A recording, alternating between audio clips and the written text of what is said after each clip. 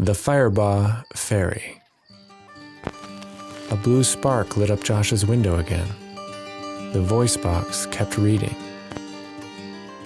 On some nights, in the lost sands of the Niagara, some claim they can still hear the distant whistle of a train horn and undying hope over the horizon. Little Philly whinnied, and 17 years later, Josh of Allentown hurtled through the sands. Well, hello and welcome everyone to the official companion podcast for Buffalo and the Multiverse, the only podcast in the world where you get to hear all about Mafia, Buffalo versus the Multiverse book.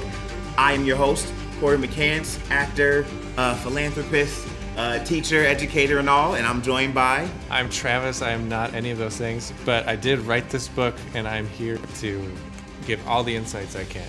So. Some people would say that that's even better. That's even better. That's more acclimated. So, for those that don't know, in my opinion, this book transcends time. There's so much I could say about it, but I mean, we got the creator right here, so why not just ask him? Travis, can you please explain to us, in your words, what this book is? Think of this as like an adventure book, but the heroes and the villains are the people you know from the NFL, from football, and from around town. I took the real history of the Buffalo Bills, specifically looking at, one of the peak seasons of the Josh Allen era, and sort of translated it and heightened it into sort of an imagined world. So if you imagine a real Bills season combined with, like the Marvel Cinematic Universe or Lord of the Rings, or, we actually kind of genre jump through each chapter. Each one's kind of its own thing. So we're touching on things from post-apocalyptic, Fallout-style worlds, cyberpunk worlds, Wild West worlds, and even some Game of Thrones, Viking stuff. I think that was a perfect intro. So Travis here has the unique position to have worked for the Bills in a former time. So it's not just from a fan who casually watches games. You're a diehard fan. You've worked with some of these people intimately. And so this is all your perspective mixed with real life, influence, all bunched into this masterpiece. For sure. Yeah, I come from like a filmmaking background, so was very lucky to work for the Bills for 5 years. I got to meet Josh as a rookie through my time there, and most of the players and coaches and stuff. So I kind of have that perspective, but I also have the same perspective of all of us, watching it on the broadcast, watching it at Highmark Stadium, New Era Field, Rich Stadium, blah, blah, blah. The same building. Yeah. And Cory, tell me a little bit more about your background and who you are as this awesome host with the most. Is that what they say? But thank you, man. I'm an actor. I'm a writer. I've been blessed enough to work with Travis on some film projects, award-winning film projects. Yeah. Have you ever been to the Cannes Film Festival? I have been, and it was quite the experience. And all-around Bills lover and video game lover. So it's kind of like a perfect mashup of all these things built into one for someone like me to enjoy fully. And the audiobook only enhances all of that experience. Okay, the pressure's on. Did you like it? Well, if I'm gonna be honest, I loved it. So I've only read chapter 1 so far, but I am loving it. Yeah. I'm loving it. I think it's amazing, and I'm excited to hear the rest of it. So let me tell you how this podcast is gonna flow. Every week, I will pull 2 secret clips from the audiobook. Travis will pull 2 secret clips from the audiobook. We'll discuss them, we'll share, we'll talk about why we chose them, and we'll break down all of the details about them. Why are we doing this? Because this book is filled with so many Easter eggs, so many references to things from the season, from Buffalo life, from all around that. If we have the creator here, why not pull all of that out of them for your enjoyment, for my enjoyment, and for us to grow? So, but for this first episode, I thought it'd be a little bit special to let the viewers know that all this podcast was inspired by an interview you and I did a while back. And so I thought, instead of us asking a big question, we could let the us of a yesteryear kind of give insight to some things. So you'll notice my hair is much shorter. It's a far more simple time. Simple time, sure. And go from there. Is that cool? Yeah. We'll see you on the other side. All right. Once upon a time, in the Buffalo Nation, giants ruled the world. Cowboys and Indians devastated the West. These enemies brought fire, and their fire brought pain. "That's us," whispered the boy to the white pillow behind his back. Only it wasn't a pillow at all, but their youngest horse, Philly. He played the words again from the antique book. Fire brought. "Joshua Patrick Allen?" Mom burst through the door. Josh and Philly fell to sleep so fast their heads bounced. Man, oh my goodness. This is what I mean though. Like the sound design in that, just hearing the story, it sounds like a Disney movie or a Marvel. Like it sounds so cinematic. And I think just painting that picture, even hearing the footsteps and all that, but that voice, that like resonant, you know what I mean? Yeah, like in the beginning, like that. Oh my gosh, that puts you. So this is hearing it like, you know, in the studio, having that in your headphones. Yeah. Oh my gosh, bro, it puts you in it. It puts you there. I usually like close my eyes when I'm listening, unless I have the book with me, because again, that's how I did when I was a kid. But I just paint this whole picture. You know what I mean? So we opened with the Buffalo Nation and this narrator talking to giants ruling the world, and Indians and Cowboys. So those are the three opponents the Bills faced in the Super Bowls in the 90s. So he's telling a legendary story, but the story, you know, in our universe is actually like the hero. Oh, come on, Travis, come on. That's what I'm talking about. That's what I mean, that detail. Yeah. So I mean, I got the reference to Cowboys and I got but I didn't even put not that far into it. And that is fair, and that's hopefully that's what this podcast can unlock for some people to be like, yeah, you know, I was there with that one, but okay, I missed right, yeah. There's fun. So that, you know, and as that narrator tells the story, you know, maybe listen to it again, but he's walking you through the highlights of those games. You know, we talk about this no-name farmer using a BB gun to get just one rail car. You know, the Cowboys are stealing all the treasure, the plunder, and so that is reference to Don Beebe ran somebody down after a fumble and stripped him on the 1 yard line, and you know. That's the one little like piece of dignity that like people take away from that game is like, but we didn't quit. Like Don Beebe didn't quit on the play, and you know that sort of sets up one of the big themes of this whole book, which is like goodness and who does goodness. Like who is it the hero? You know, we put all this pressure on Josh to be the hero. You know, he's got the weight, literally the weight. I feel so bad for real life Josh. You know, millions of people, at least 1 million or so people, are basically like, can you do it all? Right. Like, yeah. And he's got really capable shoulders to do that on. But as we explore this, you know, there are the Don Beebes, there are the everyday people, the Mafia folk people who made a real life difference in our history. You know, so it's starting that thread of like, the anonymous person, and at one point Josh was the anonymous person, and so the beginning part of this story is really to try to explore that Josh, when he was just a farm boy. It's honestly, it's impressive how many things you can weave into the story, and naturally. What was the inspiration for creating this at the time you created it? That's a great question. So the concept, where did this all come from? So we'll take ourselves back to the 13 seconds game. You know, prior to that, the Bills were thought that they had their franchise quarterback. You know, most of us believed it's Josh, but like how great is he going to be? How far can we go? 13 seconds, I think, proved to everybody like, okay, the Bills are real. They are one coin flip away from beating the Chiefs, who are, you know, the team to beat. Yeah. And so I think that, and it also shifted our schedule up to all the big boys. And stuff. So taking you back to that 13 seconds moment is where I was at the time, and trying to figure out what my next project was going to be. We had made a feature film called Mother's Day, which was a really important film. It was about mental health and a very personal story about my family. And a lot of people were starting to be like, so what's the next mental health movie or project you're thinking of? You know, or I'm like, well, that was just one project. There's a whole it's not, there's a big range of what we want to do, what we were interested in. So it felt like the next big project was going to need to be colorful and fun and exciting and more of an adventure. Stories I love to death since I was a kid. So there was that.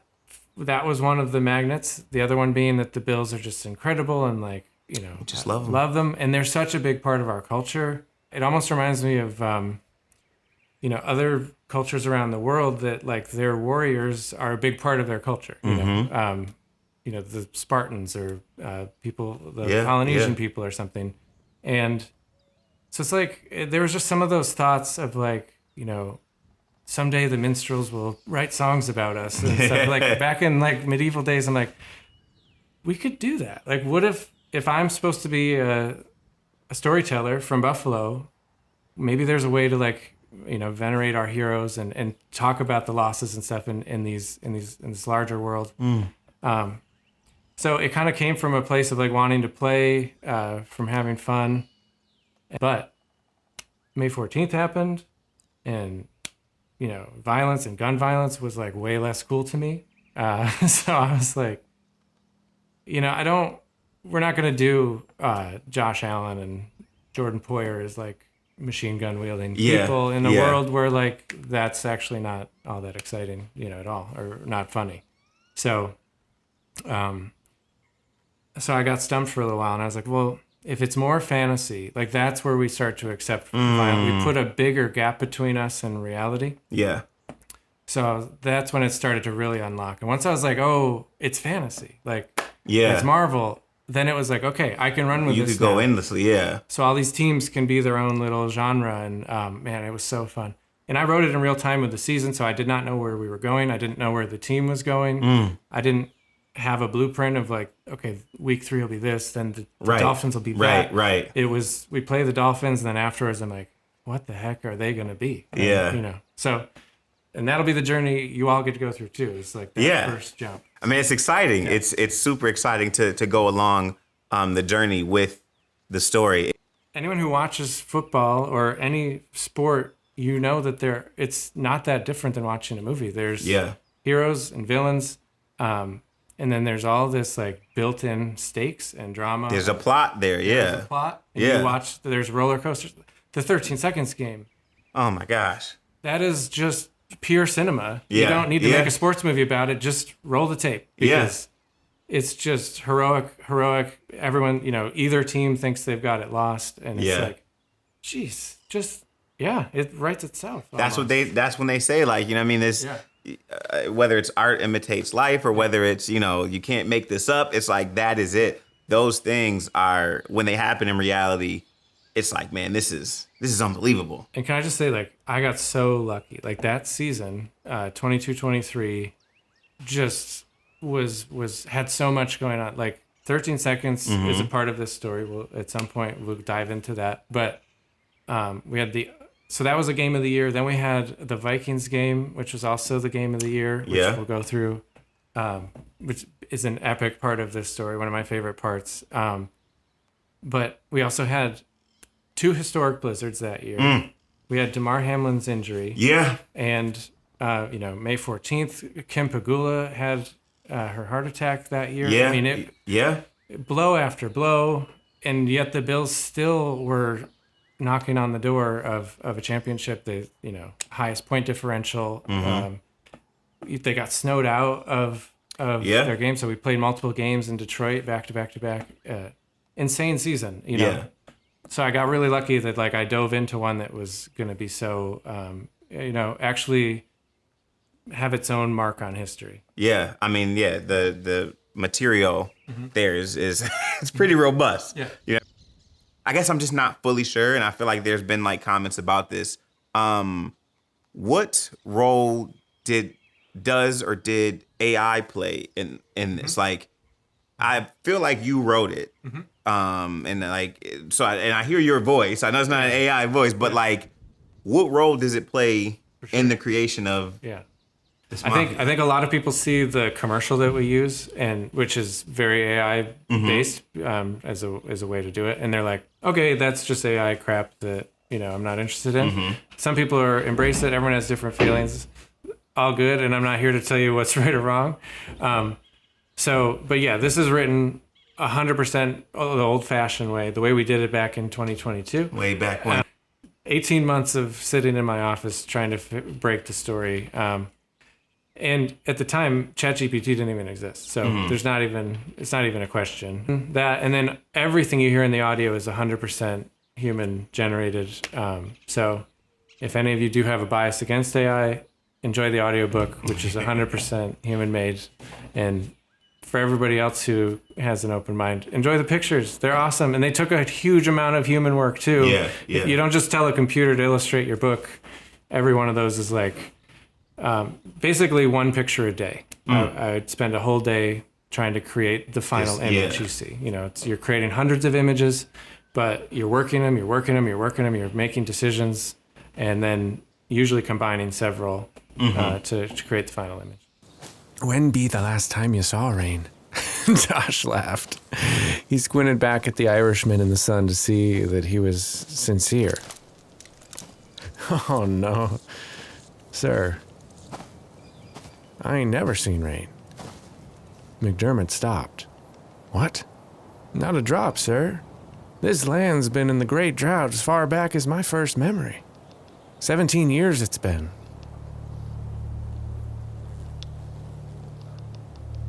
So it's true. The general whispered almost to himself. He was suddenly aware of the moisture of his own breath. You mean you've heard of us? Josh moved closer. Stories. Don't underestimate how far bad news can travel. Is this pretty bad news? The worst drought in the histories of any known world in the multiverse is all. It's just... What? Asked Josh. Nobody knew there were people living here.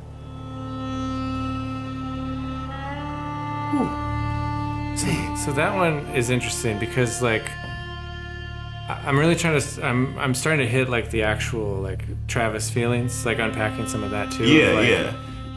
Yes, there's a drought, a playoff drought, and yes, in their world, it is a rain drought.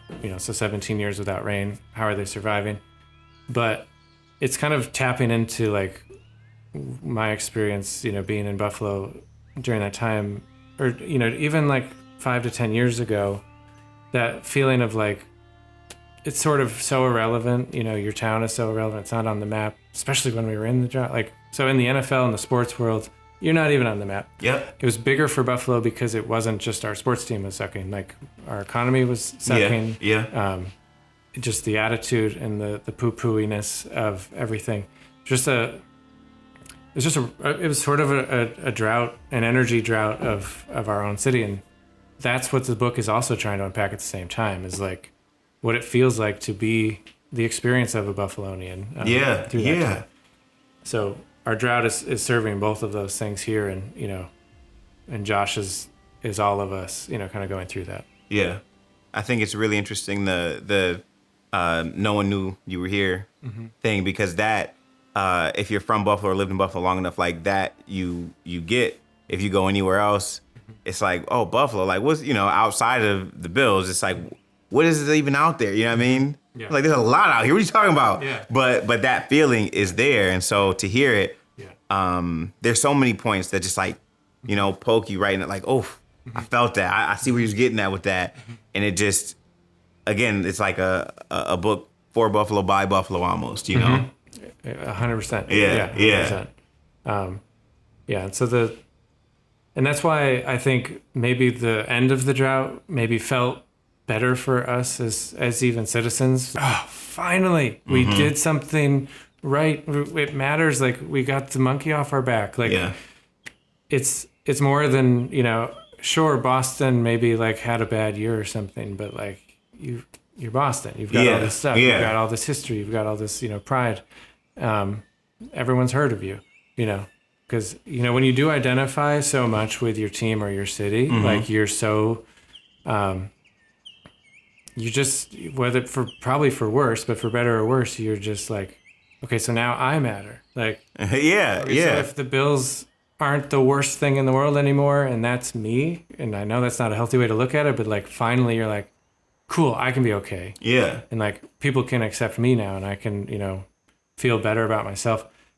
Definitely unhealthy. Yeah. But it's an identity thing. Yeah. And it's your team, it's your city, it's your house. You know, the way my mom would make me clean up my room when her friends was coming over, like, your friends aren't gonna be in my room. Why do I clean up my room? But it's like that identity of, well, if this is not kept clean, they think this about us. If you live in a certain hood or a certain area where it's a lot of violence or people, so you must be prone to that. If you're from a city that nobody talks about, it's like, what do you have to offer? Yeah. And in the same way, that's the representative of sports teams. If you're in the sports world, and even if you're not, certain places are known by those things. And so it's like, yeah, I come from this city, but my team always loses. It's like, oh, so then you're a loser? Like, you know what I mean? Like, no. Yeah. And so this is that, them getting out of that drought is that shout to the world, like, we are here. We knew we could do this, but like, now y'all know we could do this. And that feels so important.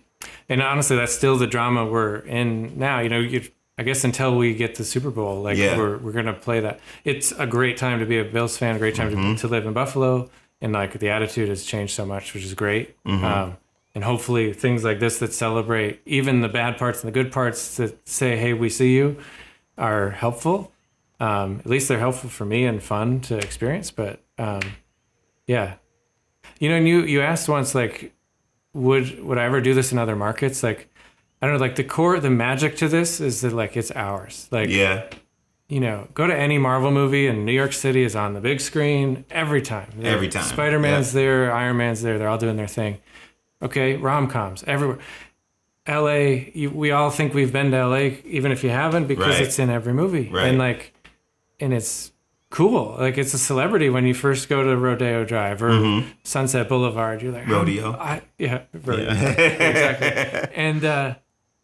And I wanted Buffalo to have that, its own little piece, and like for it to be our thing. Like, and once it becomes like a nationwide multiverse, like, then it's just one of the other things. And that's sort of where we're always at. So, in a way, at least, hopefully, I don't know, like, but to me, that's what made this special. Of like, I want to hyperlocate it. Yeah.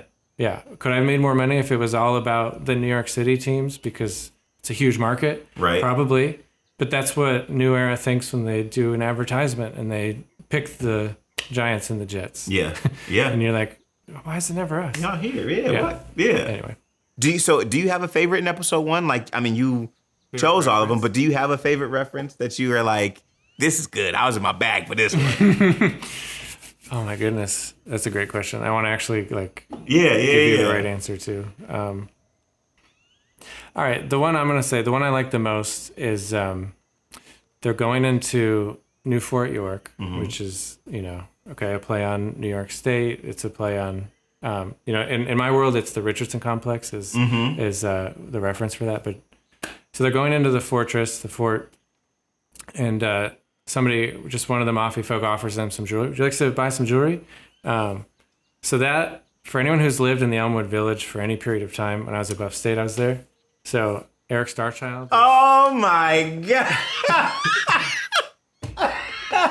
If you've been there for any amount of time, this wonderful man has come up to you with some homemade jewelry that he's made. Eric Starchild. And he says, would you want to see any jewelry I made? And he's an awesome guy to talk to. He has a lore his own. He has his own lore. Yeah. Awesome character. And it's only fitting to take your hat off to such a legend and be like, he's here too. Everyone's here. Everyone's here. You're here. The listener, every Mafia person is you're here somewhere in that story. In that story. Maybe you're named, maybe you're not named, but we're all here, So that's not my favorite one too, and that is awesome. Yeah. I absolutely love that. He's a sharpshooter, McDermott shouted into Bean's carriage. McDermott's bloodshot eyes held his gaze. The buffalo painting behind him stared down the Major General. The kid's bullets couldn't have shot an apple out of a tree at limit range. You know better. If a bullet strikes an apple, it bursts to bits from both ends. Yes, but an apple fell from the tree and was enjoyed by the horse. I saw it. because the boy didn't shoot the apple. Bean cracked a smile. He shot the stem. Oh man! So if you don't know, this is kind of how I watch movies. I'm very vocal and everything, but man, that clip right there. I mean, I guess I can explain why. I shouldn't have to, but I've said it before, but like the way you capture these things, it's just so amazing to me because this is how I see life. Like I see life in movie clips, right? And that might not be everybody. That's not everybody's world, but for those that it is, you get it. And it's like, these guys are like superheroes. You know what I mean? These guys are like bigger than life. When you talk about sports, you talk about Michael Jordan, you're not talking about a man, you're talking about, something different. Yeah. And it's the same way. So to know that Allen is known for his arm, Allen is known for them dots. I mean, he's known for more than that now, but that's what he does. So you label him a sharpshooter, this farm boy from wherever and this and that, and he's a sharpshooter. It's like, oh, that's on point. And then you paint it so vividly with this idea that he shoots an apple from this distance for his horse. And you realize no. If you shoot an apple, it's gonna explode. Yeah. This dude, that's how good. So to explain how good he is, it paints the picture perfectly, and I just love it. And then again with the music and the way you make it cinematic, bro, you was in your bag. I'm telling you did your thing, and it's just so fun to listen to, and it's so fun to see. The images that are in here are so beautiful. Yeah. But it like makes you fall in love more with the story of the Bills. It's so interesting you say all that because I do think that the audiobook is like maybe the audiobook with the visuals open is the ultimate way to experience it, because I come from a filmmaking background, not a novel background. The amount of time I spend reading books is like so much lower than the amount of time I'm like actually editing and actually filming and actually watching films and critiquing them. And so my language is a little bit more in the film visual side and the pacing side. A lot of people when they think of film, they think of it as a visual medium, but it's a medium that exists within time. It's really weird. Music is like that too, but like it's all about what came before it and pace and all that stuff. It's hard to do that in a book as a novel, and I feel like if there is something that's like different or a weakness, I don't know what you'd want to call it about my writing style, is it's very filmy. It's what you get is what you hear and what you see. And when you read a normal book, they have no problem just telling you about how the world works, all these paragraphs of exposition, or like, just all this like prose that is probably really helpful as a writer, and maybe someday I will be able to figure that out. But for now, it's all about pace, and I don't know if people reading it can feel the pace that I'm trying to deliver. So the audiobook allows me to just like really take over and like be that perfectionist and give you those moments, hopefully, which, I don't know if the page has it, but I'm so glad to hear that it's working for somebody. Yeah, at least one person in this world is totally affected by it. So you have a second clip? I do, absolutely. Let's play that joint. Outside the smoky, delicious Gabriel Gate, Josh saw for the first time Main Street, boy. Bison carts pulled, horses trotted, shop bells chimed, and Mafia folk bustled. Suits, dresses, feathers, and top hats, all with blue and red accents. A saloon pianola played Shout. It's unbelievable. It was one dirt street, stretching 4 blocks toward the distant frontier trails. Lined shoulder to shoulder, every shop and specialty one could ever need in a high society like this. The Anchor Bar, Duff's Saloon, Elmo's Public House, Barbill, 911 Tavern, Gene McCarthy's Inn, all of them 3-story establishments with a front porch, hitching post, and chicken wings, with rooms to rent. Bubbles floated out of the windows over Jim's Steak Emporium. Main Street, Allentown, in this fantasy 1800s world. There's nothing super special to say about it, except I personally love feeling like I could be there. I like the escapism of it. I like to imagine all of our architecture into these like Wild West forms of themselves. I think this is the perfect time to talk a little bit more about Easter eggs references. So like, I said in the beginning, this book is filled with Easter eggs, with references, with things that every Buffalonian would know, but even if you spent significant time here for college, to visit a friend or a girl or a guy, whatever, these are things that you can point out, and it's just so good.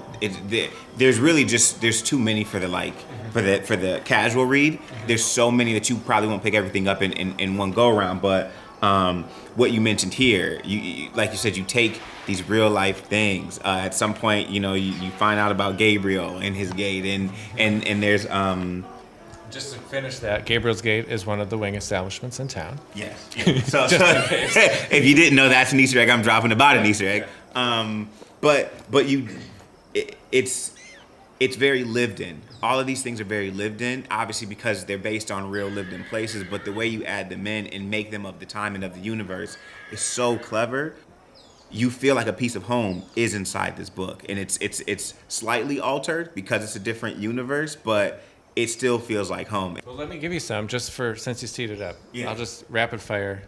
When we kick right off, we've got, you've got Josh growing up on the Firebaugh Ferry. He's from Firebaugh, California, and he feels, and so in our world of Firebaugh is this ship called the Firebaugh, this maroon ship.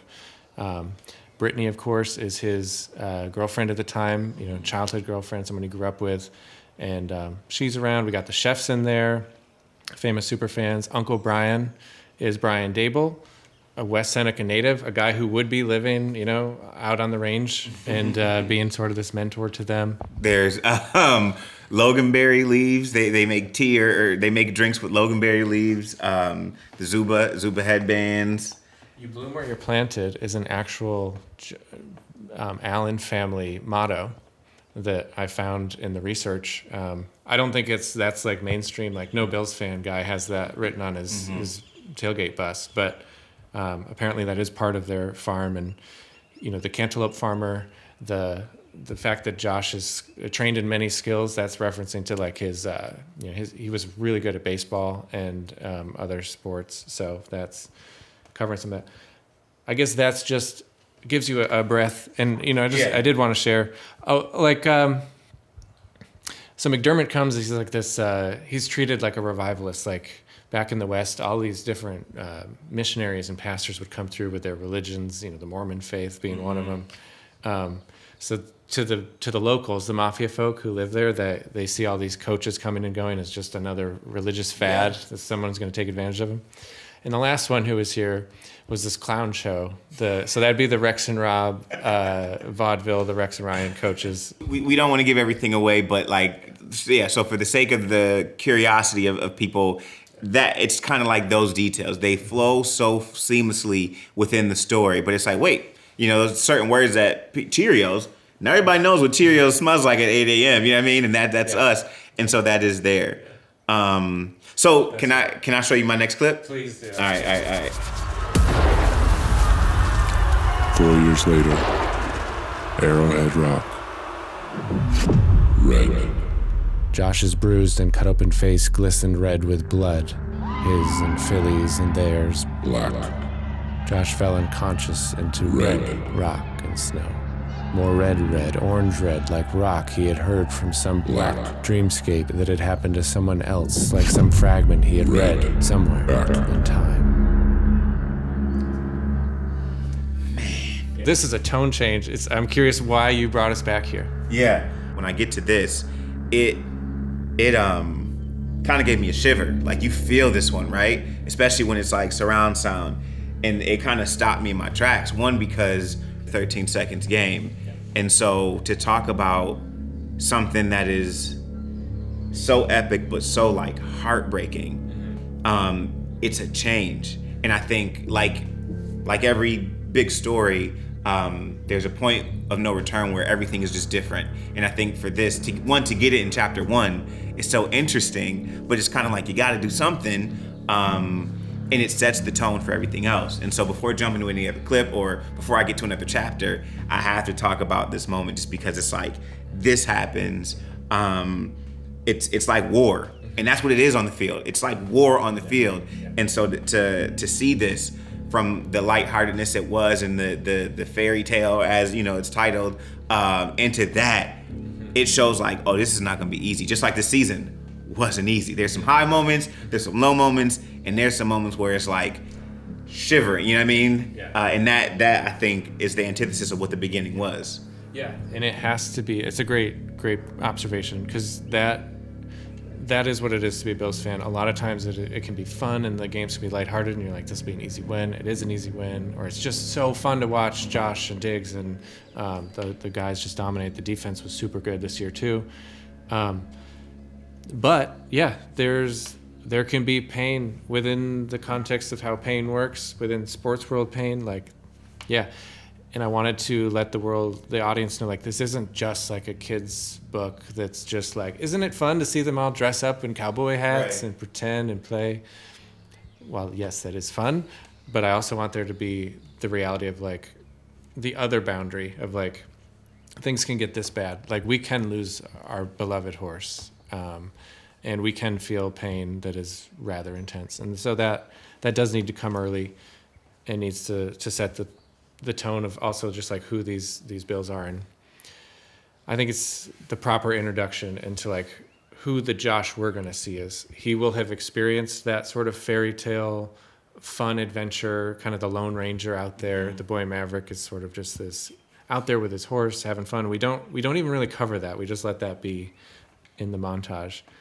But the Josh we're going to meet has experienced his first major loss, you know, and I mean that in like emotional terms. Like, he's losing his companion horse, which is what brings him to, for the first time, to like, oh, what is this team? What is this group of people? You know, and to just why to do that is because the Josh of the 4 years, that Josh from when he was first took the field, basically rookie Josh to 13 seconds Josh, was trying to do it all. He was a gunslinger who, you know, there was a team around him, but it seemed like it was the Josh Allen show, for better or worse. Mm-hmm. Super fun to watch. But what we would need to get us to that next level would be like the Buffalo Bills show led by Josh. And that was the transition we took. And in the clip you played, we'll come back. This is just teasing basically that like we're deep in the book where we're going to go. And I kind of can't wait to get there. The Chiefs episode is epic. Yeah. I was going to ask, is it, obviously we haven't gone against the Chiefs in this season yet. And so this reference is going to come back? Yes. These exact lines actually keep them kind of marked, because I think he even says like, it feels like a dreamscape that happened, you know, like back in time. Like, he read it before. Those are all clues that we're coming back. Okay. So we'll get to know Philly more. We'll get to know what it was like on the inside and inside of this ultimate battle. So, yeah. If you haven't listened to the audiobook, that was a great example. That in our intro clip are the great examples of like what it sounds like. When I'm telling you to get this audiobook, it's not just for no reason. My initial thought is this thing is so cinematic. And now I've had the book before the audiobook. So I've had the book for a while. Yeah. You know, these things are selling like hotcakes when it comes to gifts and everything. These are like great things to give gifts, coffee table reads, something to look at, because they're so beautiful. Yeah. But you told me to go along with the book with the audiobook. Yeah. Yeah. And this pairing is like vanilla ice cream and apple pie. Like, they go together so well. So I've looked through the book before, but reading along with the audiobook takes it to a different level. Like, the sound design, the sound quality, everything is so epic. And I always listen on headphones. So like in my ears, it's like the surround sound. It feels like I'm in a Marvel movie or something like that. Like, nothing, if you have the chance or the option, that's the way I would say go about it. Like, have the book in front of you so you can look at the beauty, but like have the audiobook in. One, you don't got to read, but two, it just paints the picture so much more clear for you. Yeah. So maybe like 3 stars? I mean, if I was ranking it out of 5 stars, it's like a 5.1 star. You know what I mean? This thing is amazing. That's sweet. Well, when we cut, I'll ask you how you really feel. But I love all this. It's making me feel super good. So,